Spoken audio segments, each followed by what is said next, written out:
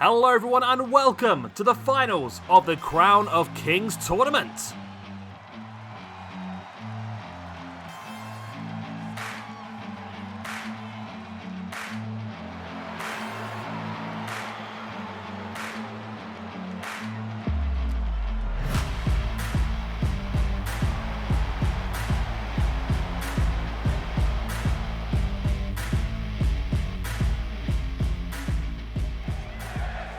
Right then, we are kicking off the show with one of our 4 quarterfinals tonight. This is the number 1 seeded Cody Rhodes up against the number 20 seeded Jacob Fatu. Now, Cody Rhodes to get here has defeated the number 32 seed Randy Orton in the first round, and he defeated the number 31 seed Yota Tsuji in the second round. Whereas Jacob Fatu was able to overcome Zack Sabre Jr. in the first round, and then Swerve Strickland in the second round. I think, for me, Jacob Fatu has been very impressive so far in this competition. I think, personally, he was the slight underdog for both of those matches. I think Zack should have been a favourite, of course, the current IWGP... No, he's not anymore, is he? The former IWGP Heavyweight Champion 2-time. Swerve Strickland, of course, one of the biggest names in wrestling today. I think he's absolutely fantastic, and I think leaving WWE was a massive, massive thing for him. It's allowed him to establish himself as a main event star. So Jacob Fatu has done incredibly well, but once again, I feel like Cody Rhodes has to be the favourite and Jacob has to be the underdog, but that's how it's worked in both rounds so far, and it's worked pretty well for both of them. Into our ranking system, Cody Rhodes is having a very good year. He is on +6 after 7 matches. Of course, he started things off very, very badly this year. He started on -4, so he's on +6 for this year, but he's only +2 overall after 36 matches. So this has really been the year he needed to elevate himself back up the ranking system, and he will feel that he should be at the very, very top end, and it's winning competitions like this and getting further that is definitely going to do that for him. Remember, the winner of this competition, which we will find out on this special, will go on to face off against the current SWE World Heavyweight Champion Roman Reigns next week for the belt. And we have Jacob Fatu. He also has not done terrifically well historically in SWE.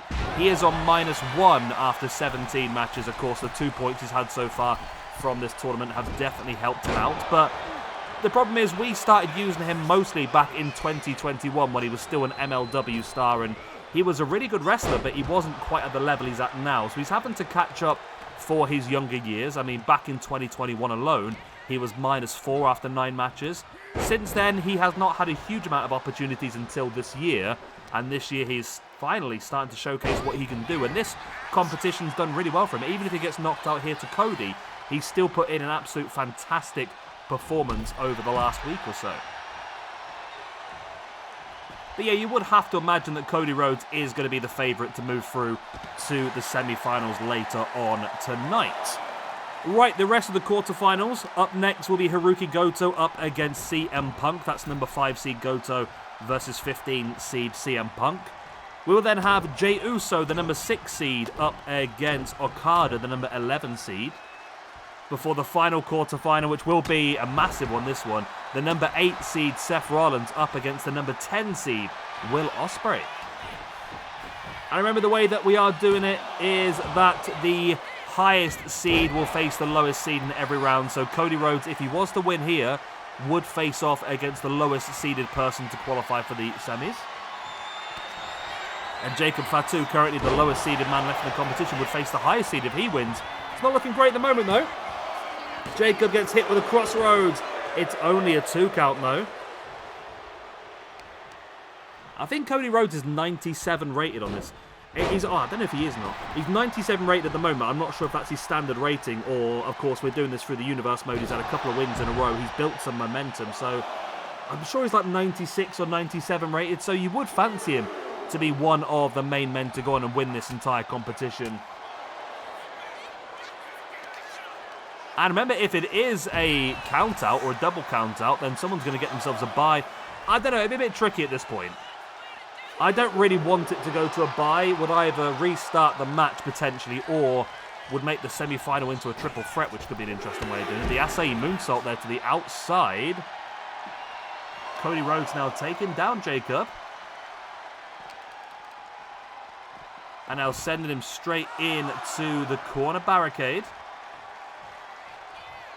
Hopefully they're going to get him back in the ring at this point. Good old Cody Rhodes. You got to love the guy, ain't you? You got to love the guy. He doesn't want this to be a count out any more than I do. Heading up to the top now. Stalking the grounded Jacob Fatu. No, it looked like he was going to go for some sort of moonsault, but Jacob Fatu just too quick, ran over and just clotheslined Cody off the top turnbuckle. If Jacob Fatu pulls us off, this could be very interesting, you know. Be interesting as well, by the way. Remember, we still have Jey Uso and Jacob Fatu left this competition. Look at the big man fly over the top. Yeah, both Jey Uso and Jacob Fatu both still in this competition. And remember, Roman Reigns is the current SWE World Heavyweight Champion. There's an opportunity of having a full-on Bloodline main event next weekend. Referee starts the count once again.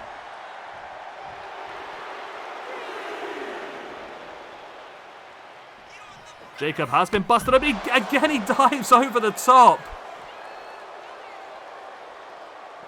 Wow, Jacob Fatu really having a breakout performance here. I think we've used him a few times. I've never seen him dive as much as he has done in this match. He's flying over the top. Fatu now. Oh, okay. He's allowed Cody to get some control back. Cody now taking Fatu up into that big sit-out power bomb. There's the pin for the one. Oh, only a one count.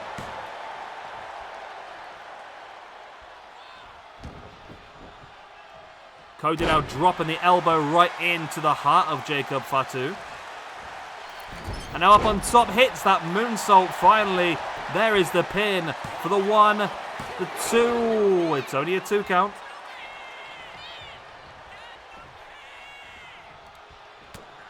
Cody now. Ooh, okay. Oh, nice. Lifting DDT. There it is. The Impaler DDT. We've seen Jacob use that a few times to get his way into this round, into the quarterfinals. Nice running shoulder breaker. Shoulder barge. It's a shoulder something, whatever it was. Cody now looking to send Jacob off. Jacob fighting back, went for that running cross body.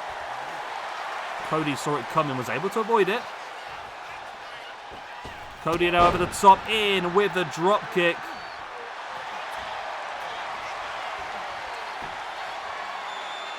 And now look at Cody wrenching back at the face of Jacob Fatu, but Jacob using his strength. Brings Cody back up to a standing base. There's the elbows now by Cody.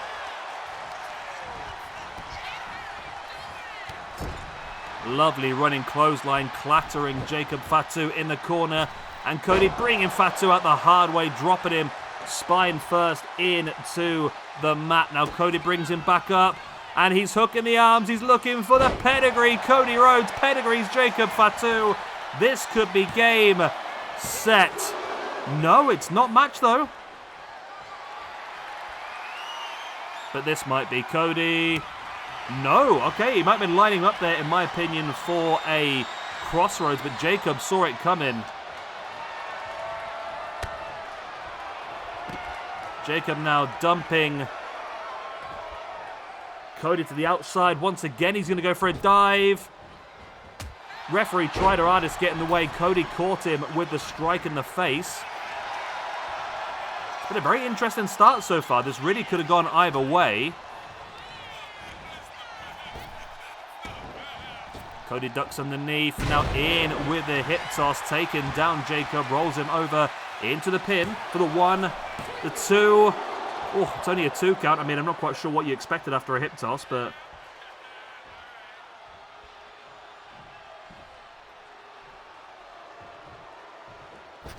Cody now diving over the top, looking for a drop kick. I think he just about caught it. I think if Cody was to win this, I've been thinking about this. If Cody was to win this entire competition, I would lean towards maybe doing some sort of legacy-based. I want to say legacy, I don't mean just the stable. I mean just in general, looking at wrestlers from famous families. Of course, Cody from the Rhodes family. You've got Roman from the Anoa'i family. We could have the Von Erichs in there. We could have just people that have got like wrestling lineages rather than just being the one-offs. Nice Russian leg sweep there by Cody. In with the pin for the 1, 2, and 3. And Cody Rhodes takes it after the Russian leg sweep. Wasn't the most exciting move in the entire world, was it really? But there we go. Cody Rhodes makes his way through to the semi-finals. Jacob has had a fantastic run, but Cody was just one step too far for him. Jacob now moves down to a -2 after his ascent this year. He is now on +3 after 37. He's +7 after 8 matches this year. And as I said before, then Cody will now move into the semi-finals to face off against the lowest seeded person who makes their way through. It could be CM Punk, it could be Okada, it could be Ospreay, it could even be Seth Rollins. It's going to be one of those 4 guys that will face Cody Rhodes in the next round. Either way, Cody's got it tough. I mean, Punk, Okada, Ospreay or Rollins is one hell of a group of people you could face off against, isn't it really? So Cody cannot draw Jey Uso or Hirooki Goto. That's all we know at this point in time, because those 2 guys are too highly seeded. And it was only a Russian leg sweep that did finish off, obviously, Jacob Fatu. But in fairness, he had been hit by a crossroads. He had been hit by the pedigree as well. There was a lot of high-impact maneuvers that finally was enough. The straw that breaks the camel's back to finally pin Jacob Fatu. Alright then, Cody is on his way to the first of our 2 semi-finals. He will also have that advantage as well, being the highest seeded. He will be in the first of the 2 semi-finals, allowing him a bit more time to recuperate before the final in the main event. But who will Cody Rhodes be facing off against? It could be CM Punk, if Punk can get past Goto. Let's find out now.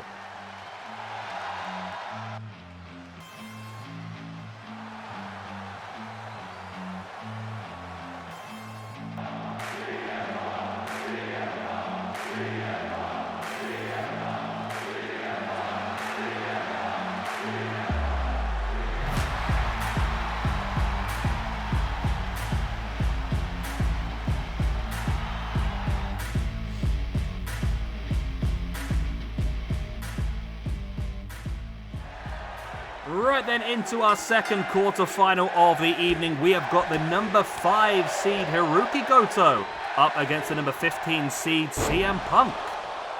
So Goto, to get here, did defeat the number 28 seed Mark Briscoe in round number 1. He also defeated the number 30 seed MJF in round number 2. Whereas CM Punk, the number 15 seed, defeated Damian Priest, the number 18 seed in round 1. And then went on to defeat Mystico, the number 9 seed, in round 2. And in fairness to Punk, I thought he really just scraped past Damian Priest in the first round. Priest had a few opportunities where I thought the match was done and dusted. However, when it came into the second round, CM Punk really just wiped the floor with Mystico. I think he's building confidence because he has had a really bad year in our ranking system. But first of all, let's check out old Goto because he is the highest seed. Let's give him the benefit. So Goto is on +3 after 10 matches. He's actually +5 after 3 matches just this year. Of course, he's had the 2 singles victories in this competition.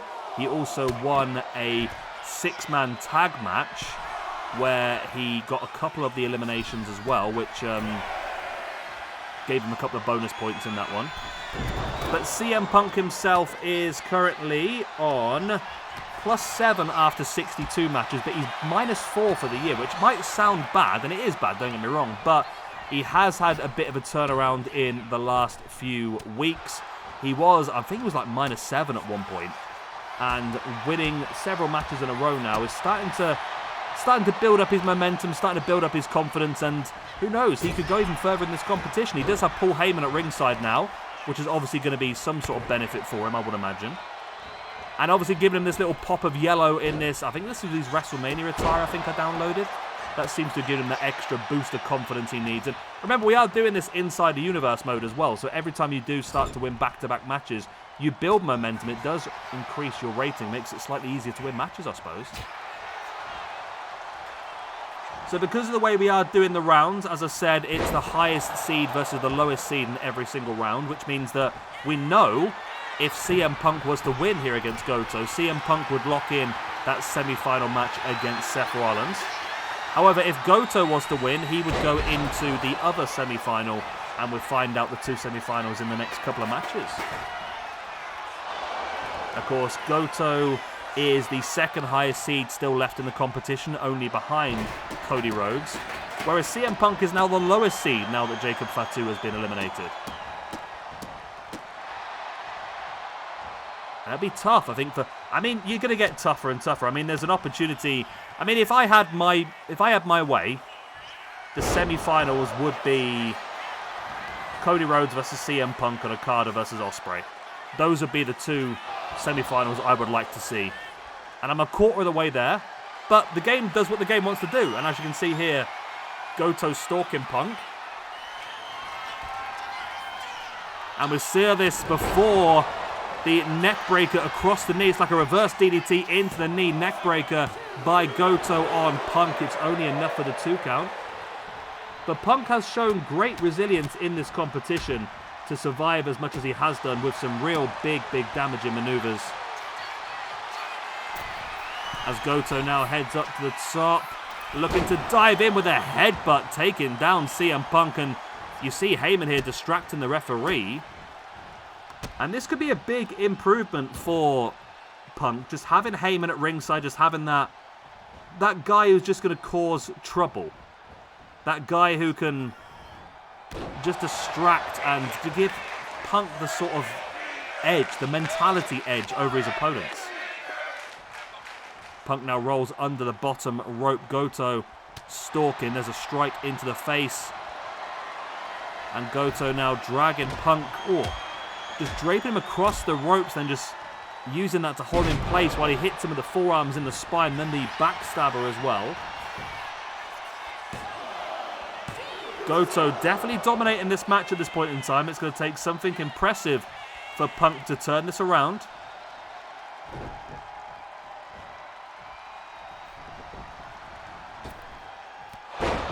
There's the boot right in the side of the head there, Punk. And now Goto, look at this, just holding the arms and kicking Punk right in the chest. Punk needs to really do something here. He is in trouble. He is really in trouble. We saw this against Damian Priest, though. It would look like Priest was going to absolutely wipe the floor with Punk, and Punk was able just to show resilience and survive. But Goto now taking down Punk with a diving forearm. Wow, Goto could wipe the floor with Punk here. Oh no, Punk reverses. Okay. And now Punk once again locking in that submission the second time in the match. The first time actually inside the ring. But Goto gets the knees into the back of the head. Goto sending Punk off the ropes. Punk reverses it, sends Goto off. There's a strike in the face, and now another one. And Punk heads to the outside. There's the backdrop onto the apron, the hardest part of the ring. The steel framework that holds it all together. Punk knows he needs to get Goto straight back in the ring to try and take full advantage of the damage done. He heads up to the top. Is he thinking Macho Man elbow? No, he's not. He's thinking of diving in with that crossbody attempt, but Goto sidesteps it. Proper Samoa Joe style there.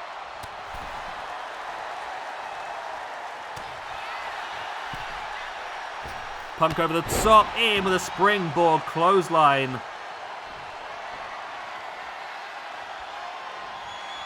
And Punk now, has Goto just reversed the GTS? I think he has, you know.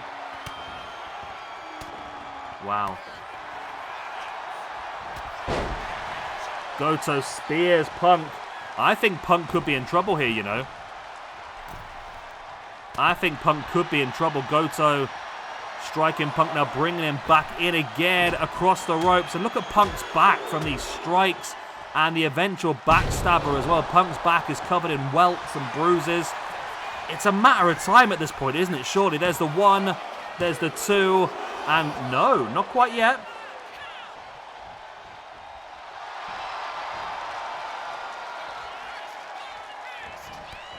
Goto now with a clothesline. It's not looking good, mate. It's not looking good at all. There's the trip. Goto now rolling Punk over. This could be enough, you know. The damage has been done to Punk. It could be enough for Goto. No! Punk just about survives once again.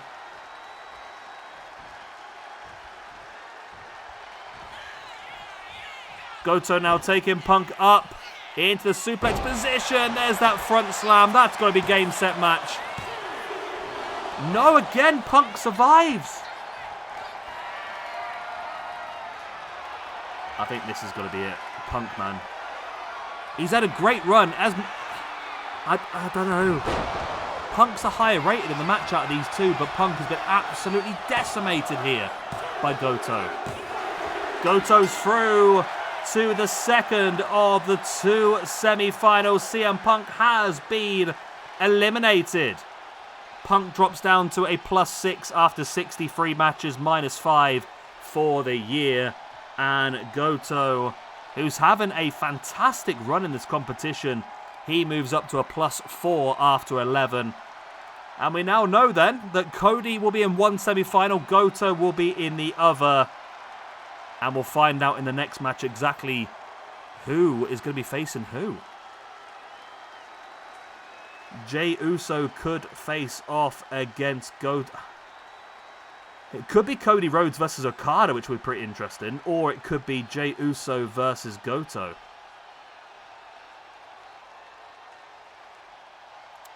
This is going to be a very intriguing semi-finals, in my opinion.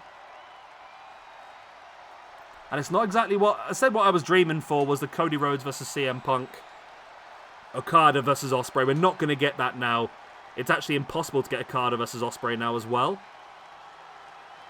We could get Okada versus Rhodes and Ospreay versus Goto. But we could also get Jey Uso in the next round, which I don't really want to see, but there you go. Either way. Yeah, but this was one-sided. This really was one-sided. Goto showed incredible ability. He's had such a good run in this competition. Somebody we haven't really used a huge amount of, but after this performance in this competition, maybe somebody we do have to consider using more of in the future. Especially now with +6 after 4 just in 2025. He's someone who is really showcasing just how strong he is.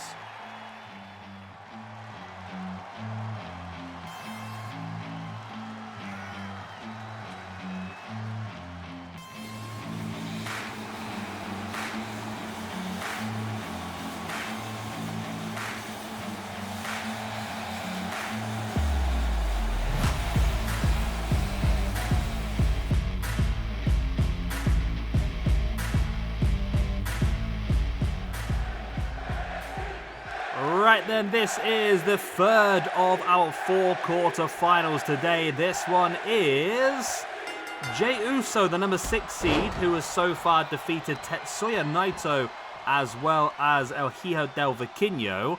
And we have got Kazuchika Okada, who has defeated... Where is he? There he is.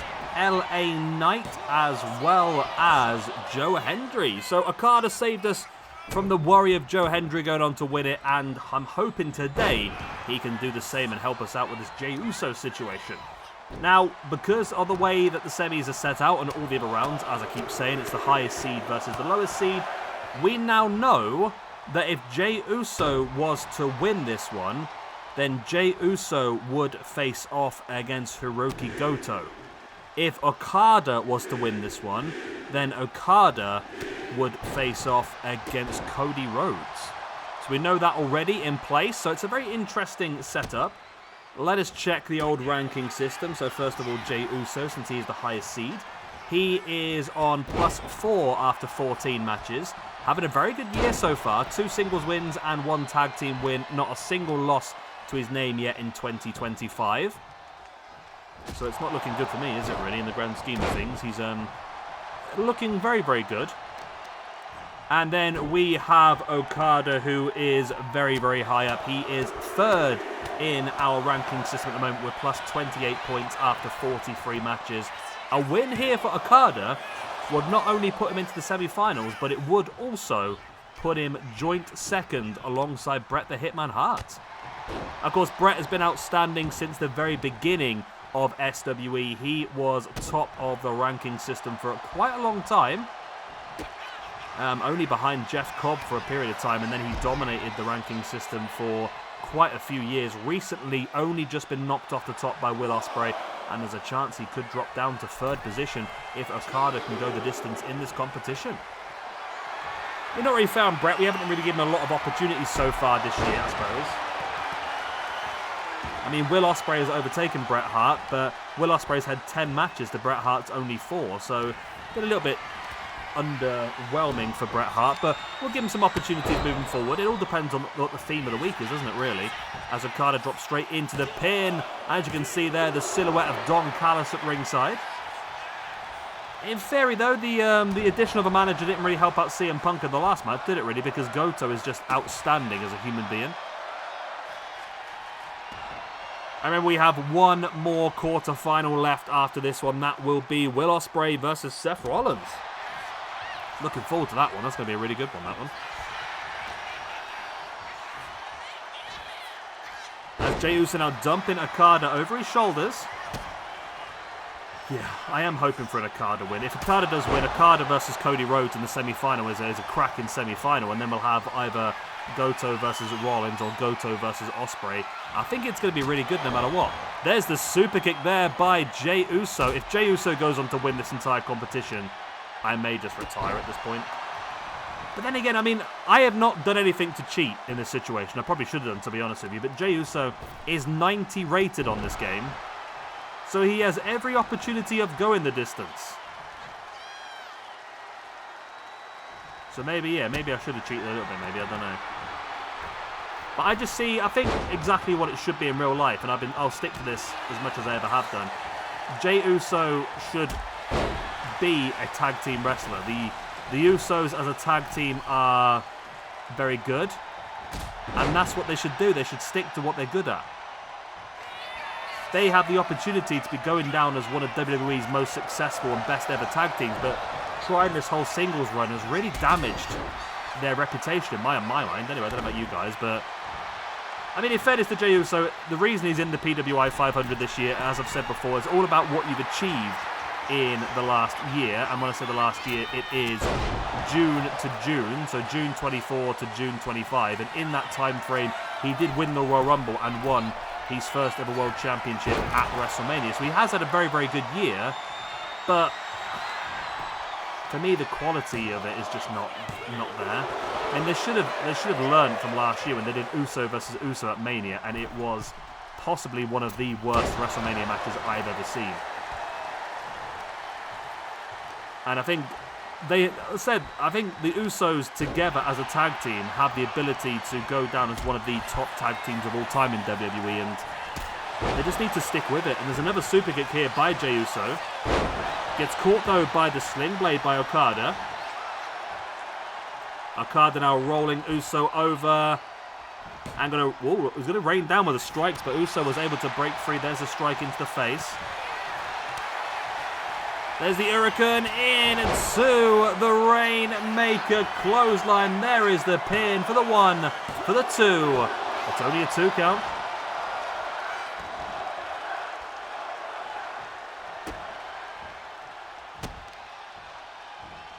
As you see, Okada now continuing to work over Uso in the corner.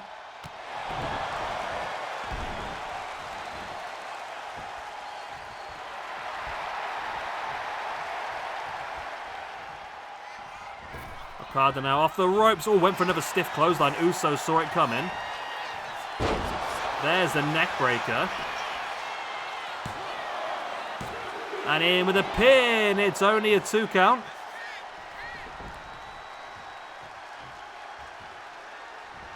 Jey Uso now brings Okada back up to a standing base. Come on, Okada, man. Come on. I believe in you, my man. There's the spear. I'm starting to lose belief here.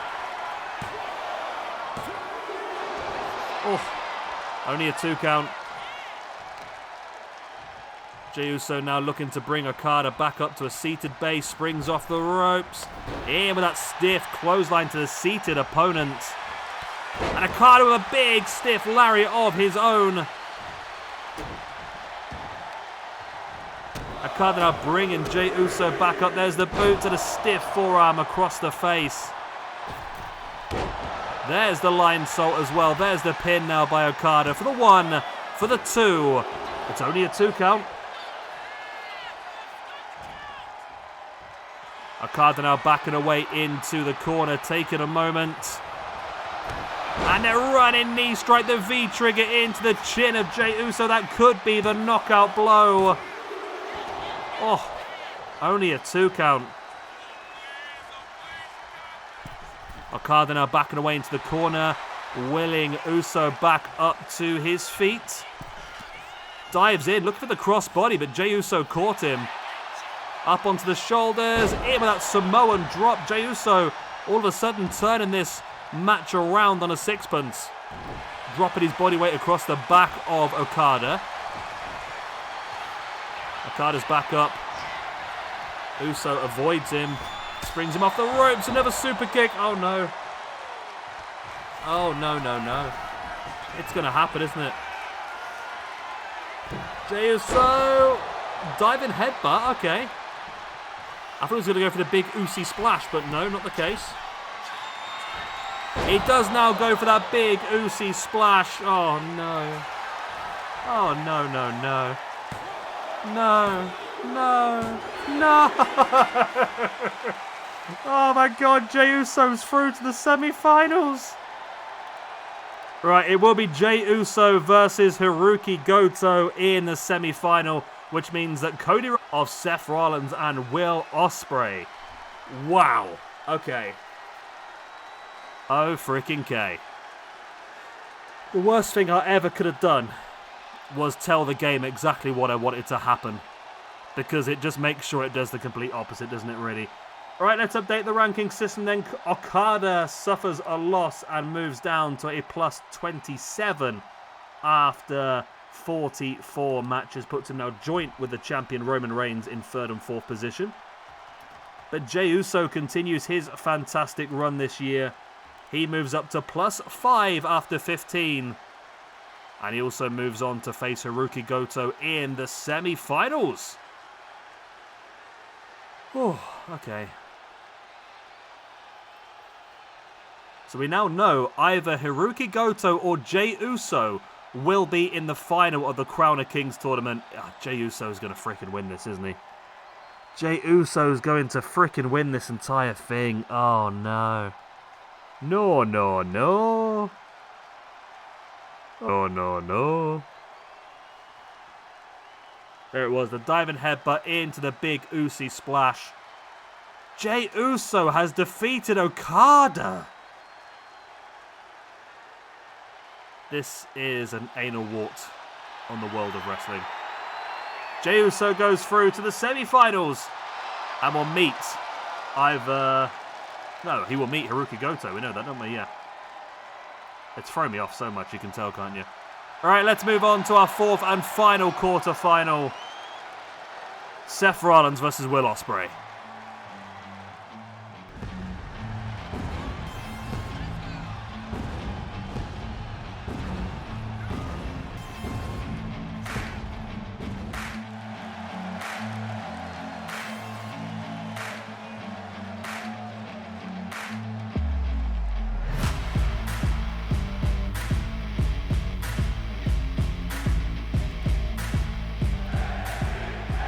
Right then, the 4th and final quarter-final. This is the number 8 seeded Seth Rollins versus the number 10 seeded Will Ospreay.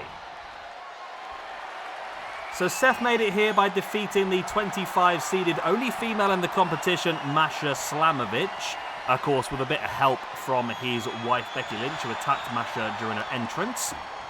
Seth also then went on to defeat Bandito in a fantastic match yesterday as well.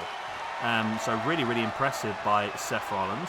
And then Will Ospreay, he defeated Mascara Dorada, number 23 seed in round number 1.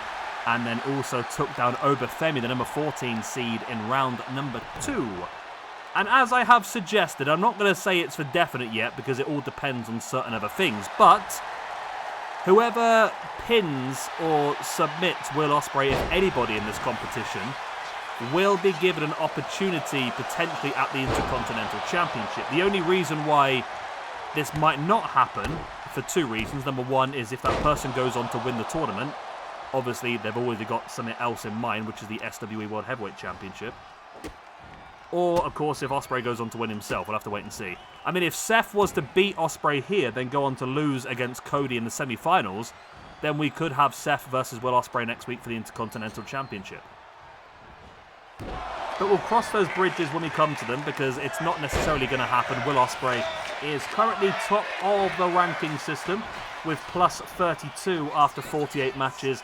He's on plus 14 for 10 this year alone. He's been fantastic. He's had 10 matches, as I said. He's won 8 singles matches. He's lost 2. And the 2 that he has lost have both been multi-person gauntlet matches and so forth. He's also gained 8 bonus points from those big multiple-person matches as well. Stuff like the Forbidden Door Casino Gauntlet match and stuff like that we've done in the past.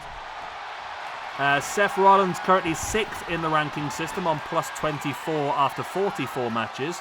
He is on plus 6 for 8 this year. So both these guys are in incredible, incredible form.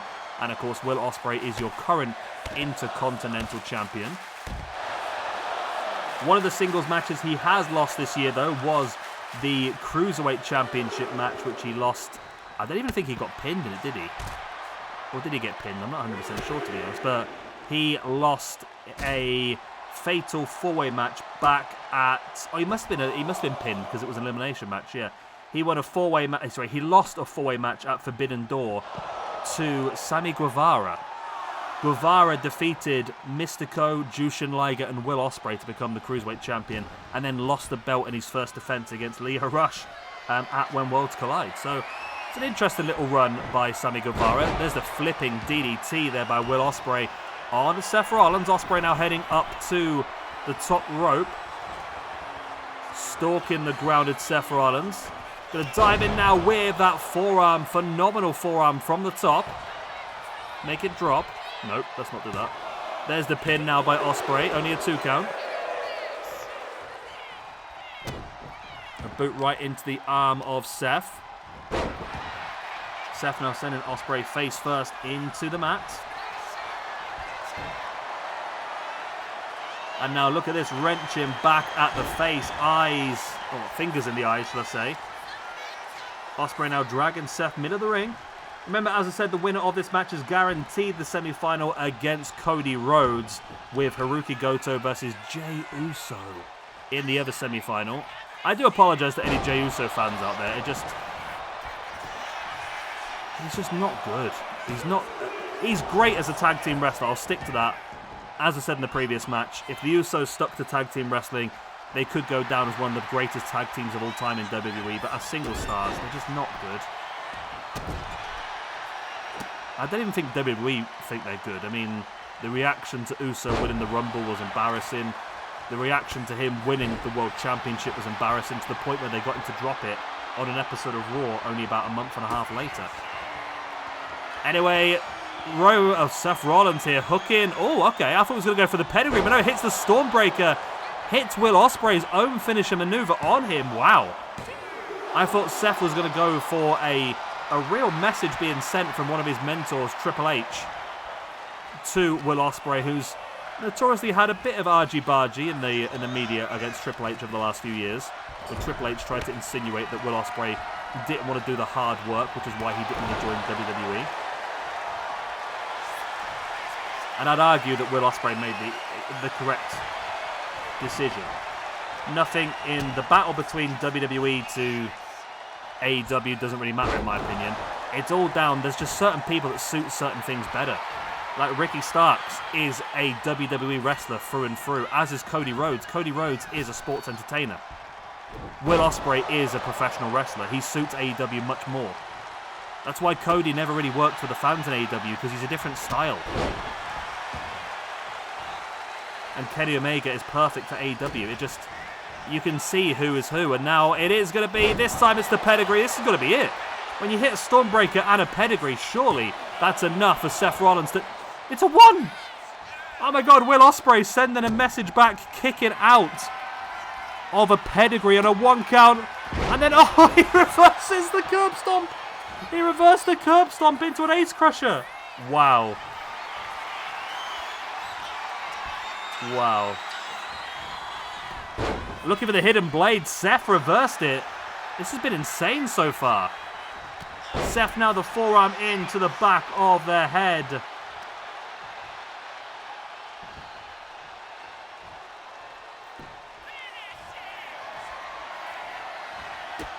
Seth this time does hit the curb stomp. There's the pin. And there's the 1. There's the 2. And it's got to be... No, it's only a 2. Will Ospreay survives once again. Right. Seth now sending Will off the ropes. In with a sling blade, taking him down. Seth now heading up to the top rope. There is the Phoenix Splash.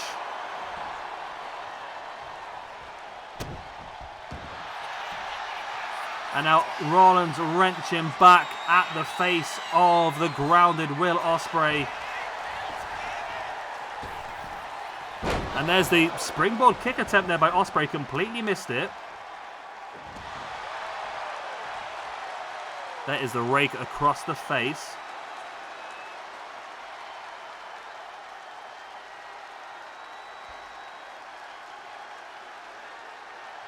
And Seth just staring down at the grounded Ospreay here, not actually doing anything. Oh, it's only a 2 count still. But surely this has got to be Seth's win at this point. There's no way Ospreay can turn this around. Maybe he has. He picks up Seth into the second Styles Clash of the match. Rolls him through. There's the pin for the 1. The 2. Oh, it's only a 2 count.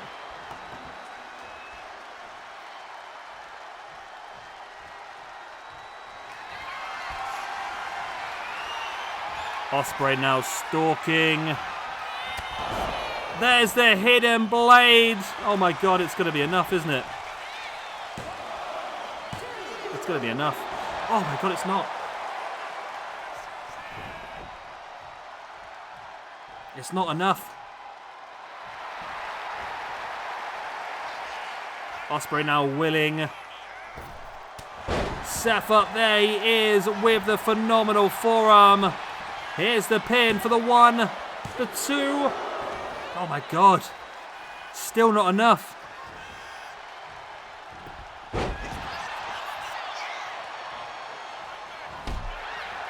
Seth now with a boot in the spine. A boot in the back of the arm as well. Seth now heading up to the top. Seth diving in with a crossbody. And Seth now looking for it again, I think. Oh, he's reversed the curb stomp again into an ace crusher. Oh my god, this has been a match and a half, this one. This really has been a fantastic match. Ospreay now, there's the boot in the gut. He hooks the arms up on the shoulder, looking for Storm Zero. Nope. Storm Breaker, there it is. Storm Zero's Tony Storm's maneuver. There's the pin by Will Ospreay for the 1, the 2. He's freaking done it. Wow, what a match. Will Ospreay is going into the semi-finals. He will face Cody Rhodes. Wow, okay. Oh, freaking K. Oh, my God. I've lost my voice after that. What a match that was. Will Ospreay picks up his 9th singles victory of the year. Moves up to a plus 33 after 49 matches. Seth Rollins, with that loss, moves down to a plus 5 matches. That extends the gap now between Ospreay and Seth in the ranking system to 10 points. Wow. And I really thought Seth had it a couple of times. He hit the Stormbreaker on Ospreay. He hit the pedigree on Ospreay. He hit 1 out of 3 attempted curb stomps on Ospreay. But Ospreay was just that one step ahead in every situation. Here was the pedigree sending a message from Triple H to Will Ospreay, and then Ospreay kicked out after a 1 to send that message directly back. And here was the second Styles Clash of the match. rolling through Seth. But again, it wasn't quite enough. Only a 2 count. Ospreay then willing Seth back up to the standing base. There was the hidden blade. And that wasn't enough either. And eventually, it was a Stormbreaker of his own.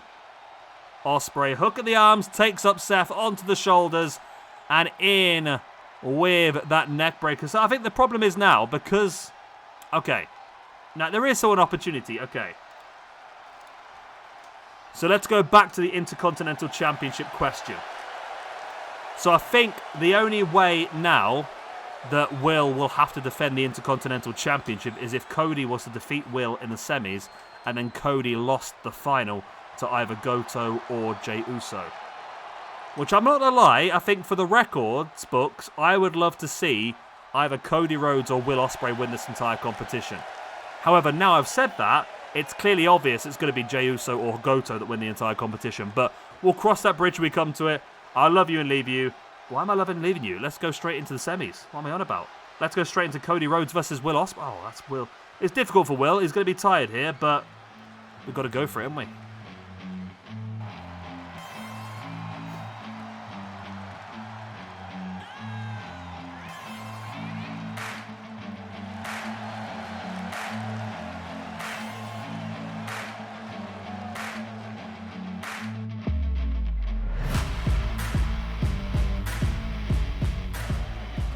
Right then, here we go with the first of our 2 semi-finals. The number 1 seeded Cody Rhodes up against the number 10 seeded Will Ospreay. Of course, Cody Rhodes has defeated number 32 seed Randy Orton, number 31 seed Yota Tsuji, and of course earlier on tonight the number 20 seed Jacob Fatu. Whereas Will Ospreay has defeated the number 23 seed Mascara Dorada. He defeated the number 14 seed Obafemi, and then earlier on this evening defeating the number 8 seeded Seth Rollins. I say earlier on, it was literally previous, wasn't it? Cody Rhodes currently in our ranking system 162nd position with +3 after 37 matches. He is +7 out of 8 for the year though. Absolutely fantastic for this year, Cody. And Will Ospreay, of course, is completely top of our rankings, +33 after 49 matches, +15 from 11 this year. He's been absolutely outstanding. Won 9 out of 11 matches. The ones he has lost, one of them was a Cruiserweight Championship match back at Forbidden Door, I think it was, where he lost the belt to Sammy Guevara in a 4-way with Mystico, Jushin Liger, and of course himself and Guevara. And the other one, I believe, was the Casino Battle Royal Gauntlet, which, let's face it, a lot of people lost that, but he got a ton of points. That's where he got all these extra points from. And as I've said before, we are going to allow someone, potentially, an Intercontinental Championship match. It's going to depend on a lot of things. The only way it's going to work at this point in time is if Cody was to win this match and then lose the final. Then Cody will face off against Will Ospreay next week for the Intercontinental Championship. Apart from that, I think Will might have got through this unscathed.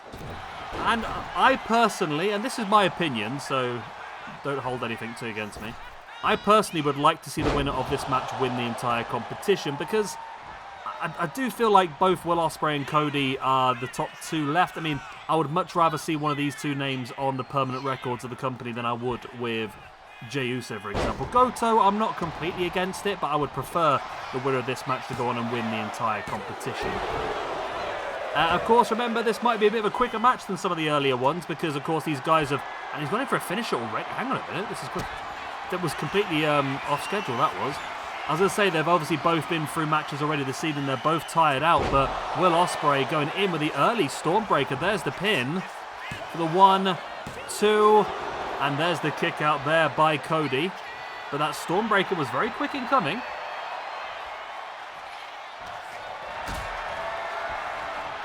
Ospreay now taking him up. Of course, Ospreay's already hit the Styles Clash as well. And remember, the winner here moves into the main event this evening. As there's... No! I thought Cody was going to go for the pedigree. But Will Ospreay rolling it through. Wow, everyone's trying to pedigree Will Ospreay. Every WWE person trying to send messages to Ospreay. We saw earlier. Yeah, a bit of a blitz there. That sounds fine. We'll still be okay. Sure, that means the recording seems to be okay. Ospreay now, look at that, dropping the double boots right across the face of Cody. And Ospreay's in firm control of this one. At the moment, it's looking very likely like he might make his way into the finals. Ospreay looking for the splash. Cody able to avoid it. Ospreay now just rolling Cody over and wrenching back at the leg. Ospreay back up. There's a strike into the face of Cody, and there's a dragon suplex taking down Cody. Yeah, Ospreay in full control of this one, which is surprising me. I thought Ospreay might struggle because, of course, there has been 4 quarterfinals today. Cody was the very first one. He's had a big chance to recuperate as much as he can, whereas Ospreay's had to literally just have a few minutes backstage and come back out for his entrance again. Cody now slamming Ospreay into the mat. Into the corner, what am I about? And straight shoulder first into the turnbuckle post. Obviously solid steel, very painful. Cody now working over Ospreay. Remember, the winner of this competition as well will be guaranteed an opportunity at the SWE World Heavyweight Championship next week against, of course, Roman Reigns. It's also a big opportunity for us to build some sort of show around that main event. So it all depends on who wins to what's going to happen. I quite like the idea of Cody winning, just because, like I said earlier on about using like wrestling heritage and families, and obviously you'll have the Anoa'i family versus the Rhodes family in the main event of the pay-per-view, but as Ospreay now, popping up Cody for the second time in the match, rolls him over in with a Styles Clash. This could be enough, you know, for Ospreay to move through. Cody once again kicking out. But Ospreay backing away into the corner. We've seen this several times in this competition already. Will Ospreay, hidden blade attempted. Cody avoided. That hidden blade is just such a reversible move, isn't it? Cody now with Ospreay up on the shoulders, drops him down in with a torture rack style backbreaker, and now waiting for Ospreay to get back up to his feet before... No, I think he was looking crossroads maybe, but Ospreay got the elbow in the face, and Ospreay snap dragon suplex on Cody. This one could go either way here now, and Ospreay's already been through a very difficult match against Seth Rollins this season that had a lot of big maneuvers either way.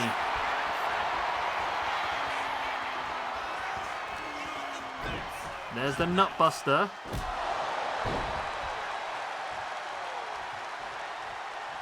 And once again back away into the corner.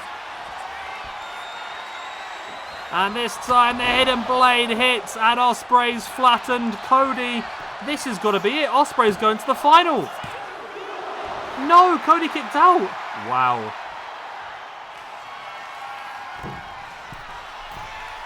Ospreay now up into the corner. Dives in. Oh, he was caught by Cody. In with that big sit-out powerbomb. And now Cody taking Ospreay down. There's the crossroads.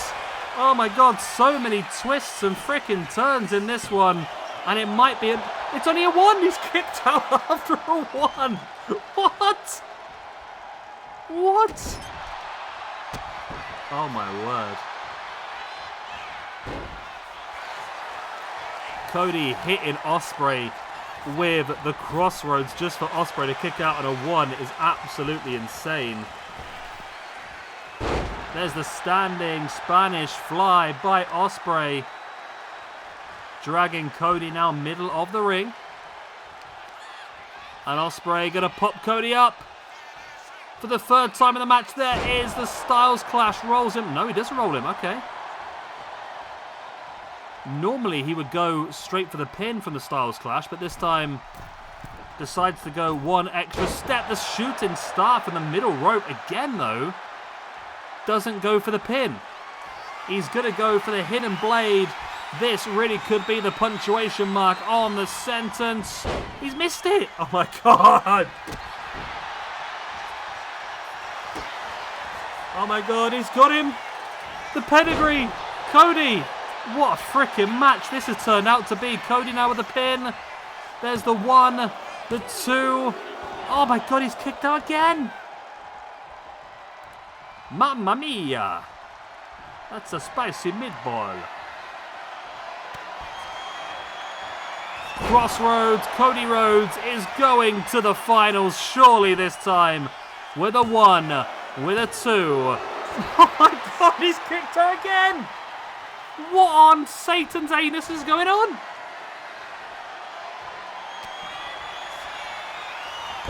Third time's a charm.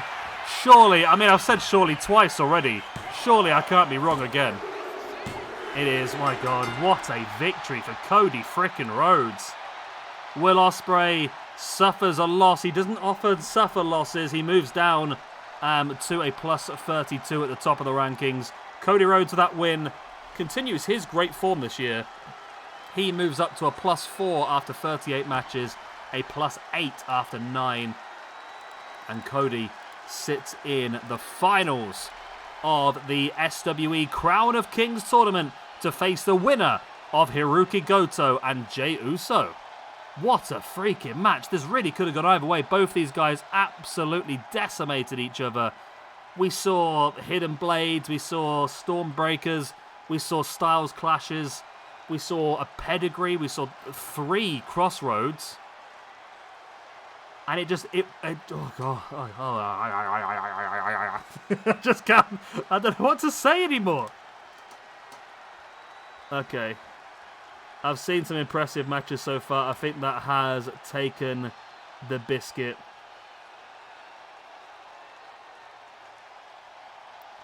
Definitely that's taken the biscuit.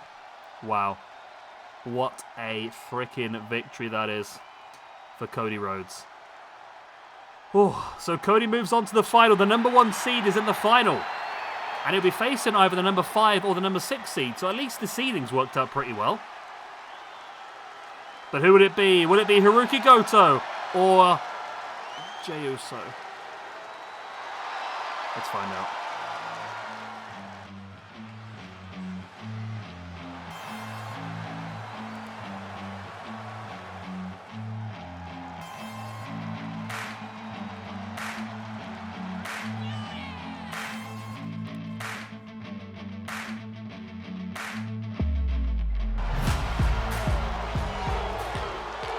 Right then, here we go, the second of our semi-finals. The winner gets the main event tonight against Cody Rhodes. This is the number 5 seed Hirooki Goto, who has defeated Mark Briscoe, MJF, and of course earlier on this evening, CM Punk to get here to the semis. Going up against Jey Uso, who has defeated Tetsuya Naito, Vikingo, and Okada. Yeah. I'm hoping that my good friend Goto here can yeet Jey Uso straight out the competition, but if it ends up being a Jey Uso versus Cody Rhodes final, then so be it. It might not actually be too bad, because obviously those two do have some history together. Let's quickly check the ranking system. So Goto currently sits on, that's Tarzan. Nope, that's still Tarzan. There we go. Hirooki Goto sits on plus 4 after 11 matches, having a very, very good 2025. Started the year on -2, but with plus 6 this year after 4 matches, done incredibly well, and now sits on plus 4 after 11, currently in 122nd position. And then we have Jey Uso, who is currently on plus 5 after 15 matches, up in 99th position. Of course, again, a pretty decent year for him. He has had 4 matches so far this year, 1 tag match, and of course the 3 singles matches as part of this competition. And he has won all 4 matches, so been very, very good so far for Jey Uso. Can Hirooki Goto be the first man to defeat Jey Uso this year? And like I said, a match in the main event against Cody Rhodes is up for grabs here. And the chance to go down as the first ever winner of the annual SWE Crown of Kings tournament. As it is Goto now. And of course, both these guys have wrestled before tonight. And they both might be quite tired from those matches, to be honest. As Goto now stamping. Then again, Goto made very easy work earlier on of CM Punk. I'm not going to lie. I know it's not popular, but Goto really dominated CM Punk. Goto now, that stiff strike right into the face of Uso. And now riding down the strikes into the side of the head. Goto has been incredibly impressive so far. He may have one of those movesets that just really, really works on this game. And he's not someone we've overly used a lot in the past. I think he may have had some opportunities. Let's have a search for his name.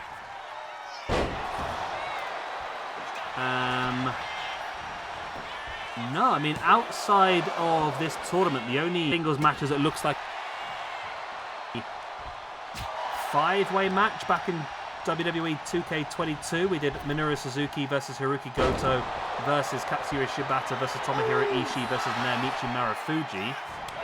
In what sounds like a really good match, to be honest with you. Uso now dropping the legs. Of course, we do know he has been part of certain groups and stables, which we have used him for in the past.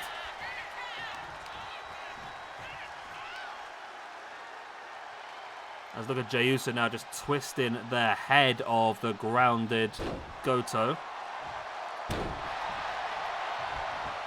And Jey Uso now is taking some control.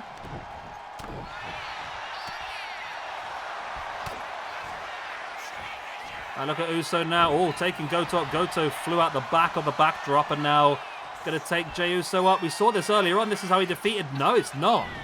It's how he defeated CM Punk. Picked him up like that and then dropped him down into that front slam. But he was able to escape. Goto now with the kicks into the chest and a big spinning kick into the head. And look at the running foot straight across the face of Jey Uso. Goto now willing Uso back up to a standing base. Dives in with the forearm.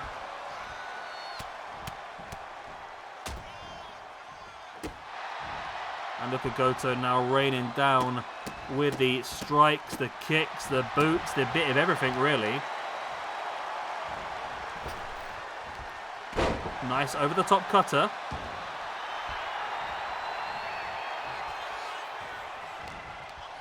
Goto now sending Jey Uso, who has been busted open, off the ropes. There's a knee in the chest, and then... Oh, yeah, he's been busted open pretty badly here, Jey Uso, actually.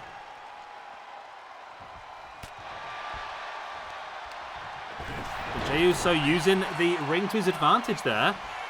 Just springing Goto off of the top rope, and looked like Jey Uso was going to go for a super kick there, but Goto caught him. And there's a chop away at the back of the knee. Jey Uso rolling over Goto for the pin. Only a 2 count.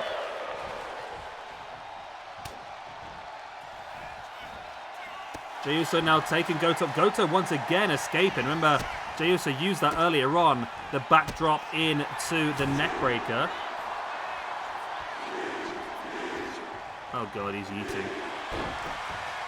I wish he would yeet straight out the competition, to be honest, but there you go. Jey Uso now backing away into the corner. Lines him up. There's the super kick. Goto flops and Uso knows it's not enough. He's going to go for the big Usi splash. That's how he defeated CM Punk earlier today. Now he drops into the pin again, this time on Goto. There's the 1. There's the 2. It's only a 2. Okay.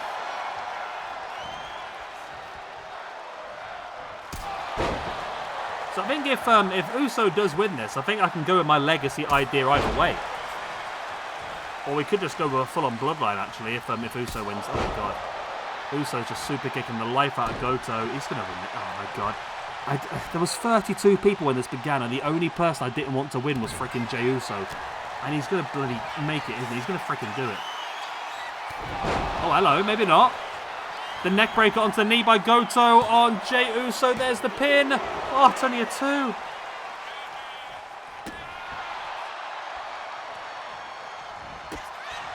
Jey Uso now with the boot in the face of Goto. Now Uso spins him around. Oh, tries to roll him up. He's got it. Referee's very, very slow to get down into position. And it's only a 2 count. Uso now back in control up on the middle rope. There's a boot into the face and now dives in with that drop kick. Real shotgun-esque. And there's a super kick. I think Goto blocked the super kick, you know. There's the elbow in the gut. Jey Uso sending Goto off the ropes. In with that power slam.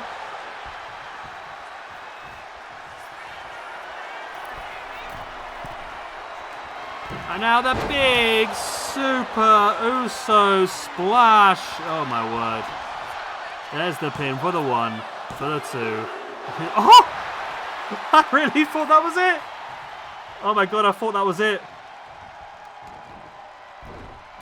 I really thought that was it there. But now Goto. There's the trip taking down Jey Uso. Goto now heading up to the middle rope. Diving in with a forearm into the face of Jey Uso. And now backing away into the corner. What is Goto planning? Oh, he takes him up on the shoulder, looking for that Hirooki. That could be it. No, he's not done. Goto's like, it's not enough to beat you. I'm going to beat you up. This is how he won his first round. Oh, he's caught. No. Oh, Uso slipped out the back. Uso's reversed his finisher.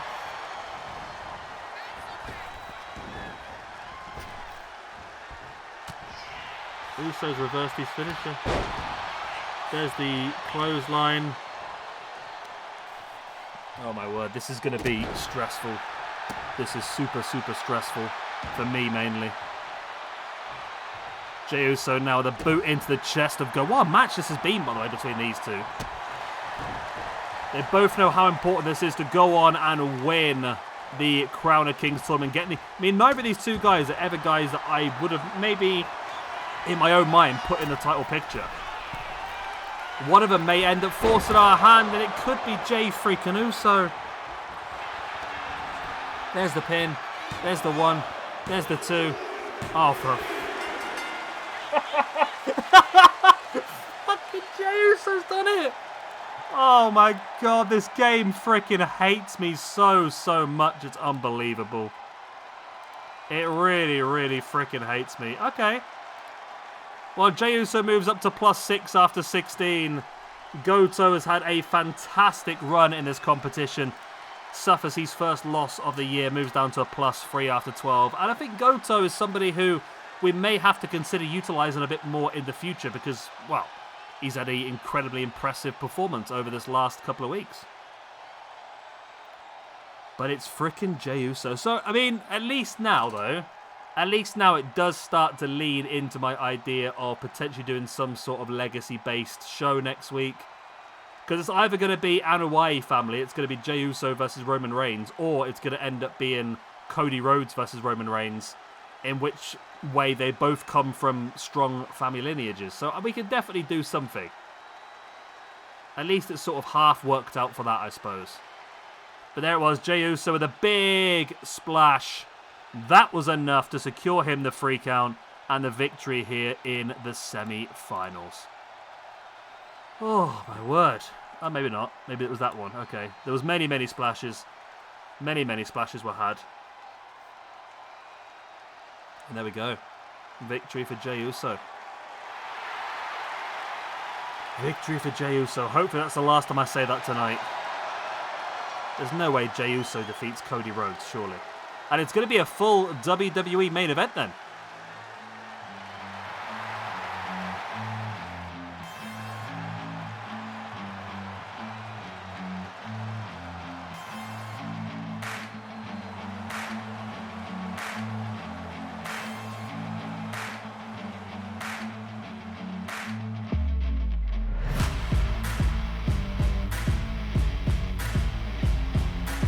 Alright then, here we go. These two women collide in an underground rules match. There are no counts, there are no pinfalls. The only way to win is by knockout, submission, or referee stoppage. This one is Becky Lynch on your left and Masha Slamovich on the right. Now this one stems off of the back of round 1 of the Crown of Kings tournament. Of course, Masha Slamovich was the only female to qualify for the tournament, being crowned number 25 in the PWI 500 in 2025. However, when she stepped up to face off against Seth Rollins, she was assaulted during her entrance by Becky Lynch, which has led us to this point here today of having this underground rules match. In the ranking system then, Becky Lynch is second overall with plus 15 after 36 matches, only 1 point away from the top spot, which is currently held by Asuka. And Masha Slamovich is currently on plus 2 after 14 matches. Not having a great year though, to be honest. The only match so far this year she has won was the match alongside Killer Kelly as a tag team as MK Ultra last week at our NXT Invasion. There we go. I've got my words out eventually. So yeah, big opportunity for Masha here to get a big win over one of the top names in the SWE women's roster. And I think Masha's probably a bit more suited to the style of this match. This sort of MMA sort of rules is probably a bit more her thing. But then again, Becky has never shown any issues in the past with just getting into fights. And she's also very, very accomplished with the submission and technical style. So I think that part of it might actually work out okay for Becky. Masha now dragging Becky across the ring. Becky fighting back with the elbows into the gut of Masha. Nice hip toss takedown.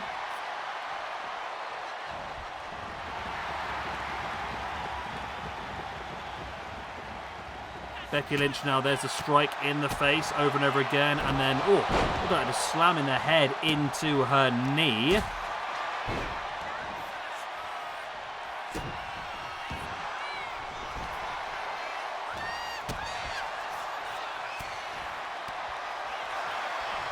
Becky now taking control of the match once again, sending Masha towards the crowd. Masha again, oh, Masha turned it around, then just pushes Becky off of the apron, crashing to the mat.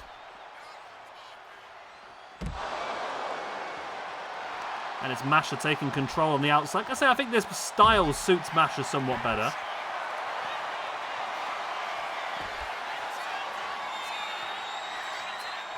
And look at Becky now just wrenching back. But it is back. I think Masha might have the chance here. To be honest, I say Becky, I think, is the higher rated out of the two. She should be the one that has the higher opportunity, but we know it doesn't always work out that way in this game. It's not always the way.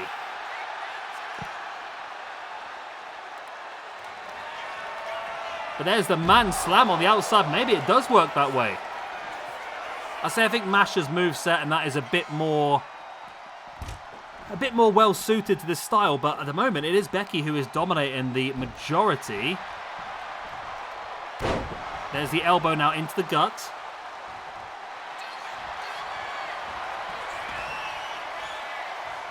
And now wrenching back at the fingers of Masha Slamovich. Masha able to break free. There's a strike in the face, and now, oh, look at that lovely dragon suplex on Becky. Lands her flat on the back of her neck and the back of her head. Becky's back up. Masha was waiting. There's that big side slam. The referee says no, continue. That is one of Masha's finishes. Now Masha folded over Becky. That's a lion tamer, that is. Not really a full Boston Crab. Having a knee in the spine comes from Chris Jericho's original lion tamer when he was Lionheart back in the early WCW. Was he? I don't know if he wasn't. He was Lionheart in WCW, wasn't he? He was Lionheart a lot in New Japan before he really came across and started working more American dates.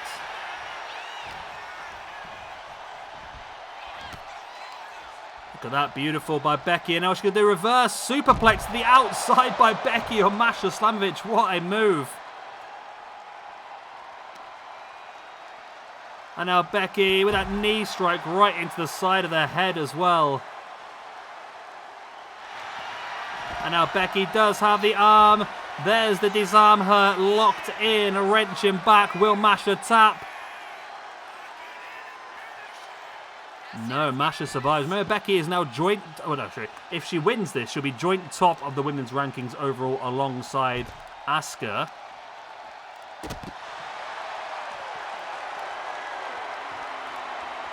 And I would give her a big shout to try and get an opportunity to fight for the SW Women's Championship. At some point, as Masha taking Becky down once again. Becky is a former two-time SWE Women's Champion. Never won the tag titles, does she? No, I don't think she really suits the tag titles, does she? I can't see where she would fit, to be honest. Becky's also a former two-time Women's YouTube Champion as well, so former four-time champion in SWE. Good on her.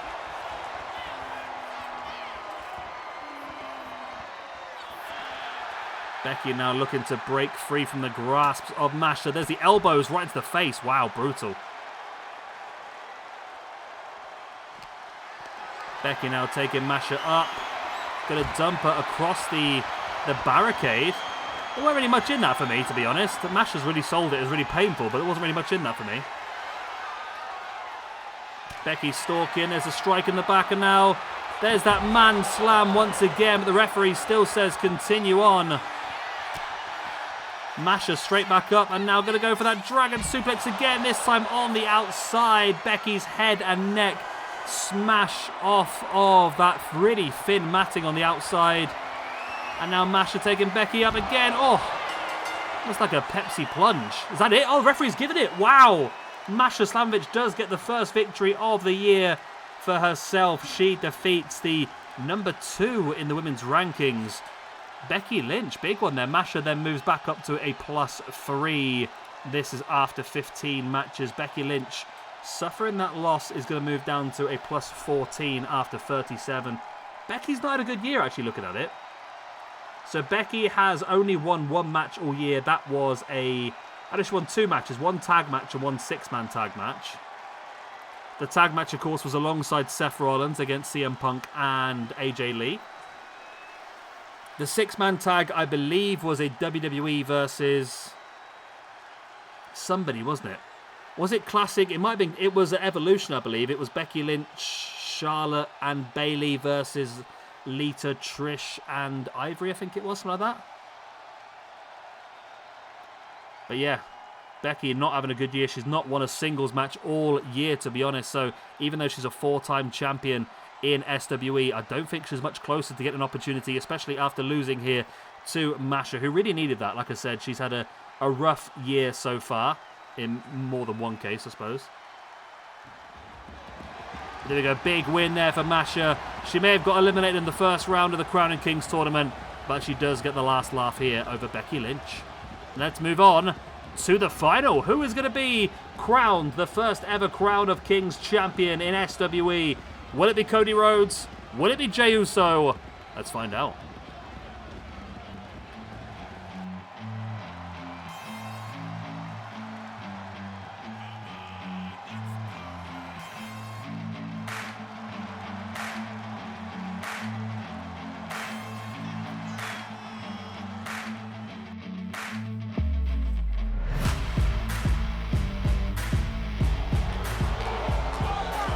Right then, here we go. The final is upon us. Cody Rhodes, the number 1 seed, has defeated Randy Orton, the number 32 seed. He has defeated Yota Tsuji, the number 31 seed. He has defeated Jacob Fatu, the number 20 seed. And he has defeated Will Ospreay, the number 10. Been an incredible run so far by Cody Rhodes. Jey Uso then, the number 6 seed, defeated Tetsuya Naito. He also took out Vikingo, the number 29 seed. And earlier on tonight, he defeated Okada and then also defeated Hirooki Goto. I just can't even get my head around what Jey Uso has done in this freaking competition. I really can't, to be honest with you.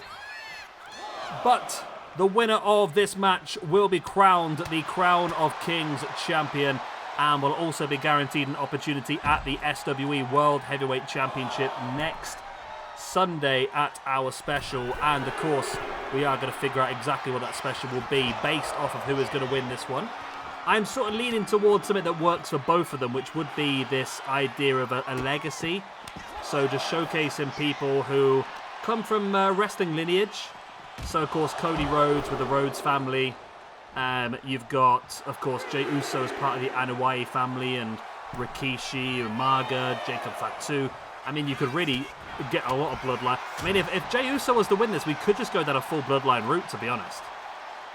Just do bloodline in every single match up against people that are enemies of the bloodline. Granted, we already have a match locked in next week between John Moxley and Yota Tsuji. That match will go ahead no matter what. That is, of course, for the Underground Championship, because Yota Tsuji, the number 31 seed, did defeat the number 2 seed John Moxley in the first round. And even though Yota Tsuji doesn't necessarily meet the style of the Underground Championship, if you beat the champion, it seems a bit harsh not to give you the opportunity to go for it, doesn't it, really? So in the ranking system then, Jey Uso is currently on +6 after 16 matches, which puts him in... Where's he gone? I've lost Jey Uso. He's in 80th position on +6 after 16 matches, whereas Cody, good old Cody Rhodes, is on +4 after 38 matches. Cody's having a really good year, though. He's +8 after 9 this year, which has really been his sort of... his ascension that he really needed. He started the year on -4. He's now up to +4. He needs another sort of chunk of points. He needs to be up and around the top end of the title picture, in my opinion. But Cody now with the Cody Cutter, springing off the ropes, taking down Jey Uso. There is the pin. The referee very, very slow to get into position.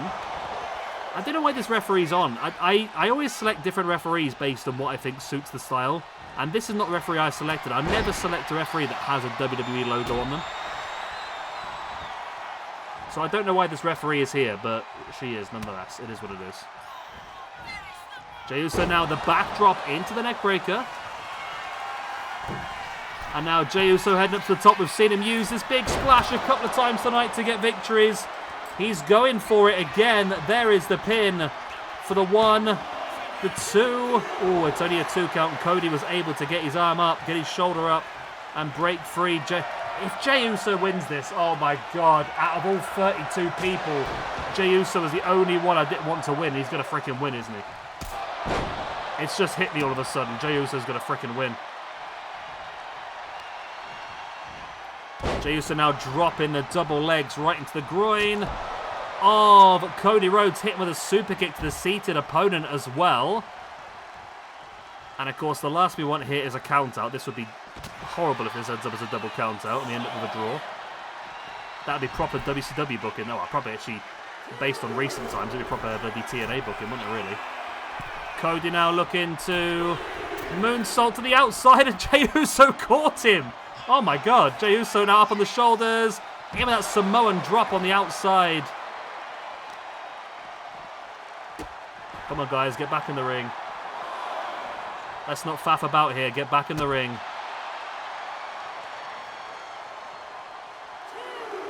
Jey Uso. Oh, referee's up to a 2 count now. Jey now. Okay. Oh, come on, get back in the ring. I get so angsty on this game when they go to the outside, because it's just going to happen, especially when they get into a corner like this. It's just even worse. Please, please, please, Cody, please. Don't be that guy. Please, Cody, get him back in the ring. Go on, be my hero. Oh, Cody. Jey. Get back in the ring. Back in the ring. Thank you. Okay, we're back in the ring. And Cody catches Jey in with the crossroads. Beautiful. There's the pin for the 1, 2. Oh, it's only a 2 count.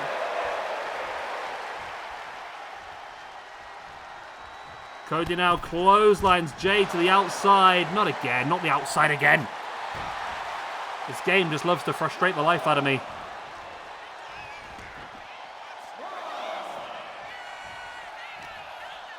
Oh, I've just realised my settings have changed. I changed my settings to try and up my volume, but it looks like it's changed back. Great, okay. Well, hopefully you can hear me. That's a bit annoying. Jey Uso now. Oh, Strike in the face of Cody. Cody fighting back. There's a boot into the back of the leg. And now Cody sending Jey. Oh, I'm not liking this. Well, Jey's got 5 seconds to get up and get back in the ring. He should be fine. That should be enough. Yes, okay, Jey's back up on his feet. Okay. Jey Uso's back in the ring. Cody catches him with the strikes in the gut. There's the uppercut, a boot, and a clubbing blow across the back. Cody now rolling Jey Uso over. Brings him back up with Jey. Fighting back, tripping over Cody. And Jey now heading up to the top. Oh, he went for the big splash again, but this time Cody is able to avoid. Jey sending Cody off the ropes, in with the power slam. Oh no, he's oozing up. He's oozing up. Okay, Cody spins around. He got the enziguri, the kick in the head. There's the strike into the back by Jey Uso, now backing away into the corner. Runs in with a drop kick into the corner.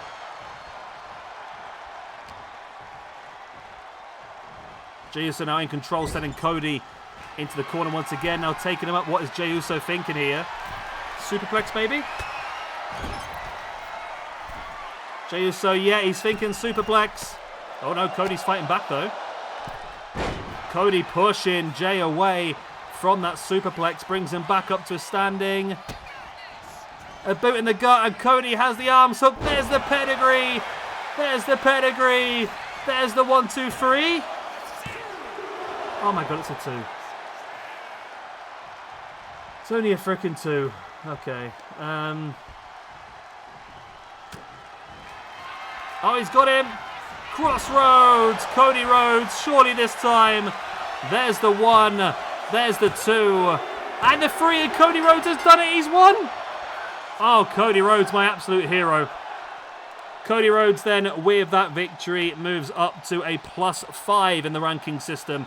A +9 for this year after 39 matches. What a big boost for him. He now gets himself up into the top 100 of our ranking system. And Jey Uso suffers his first loss of the year.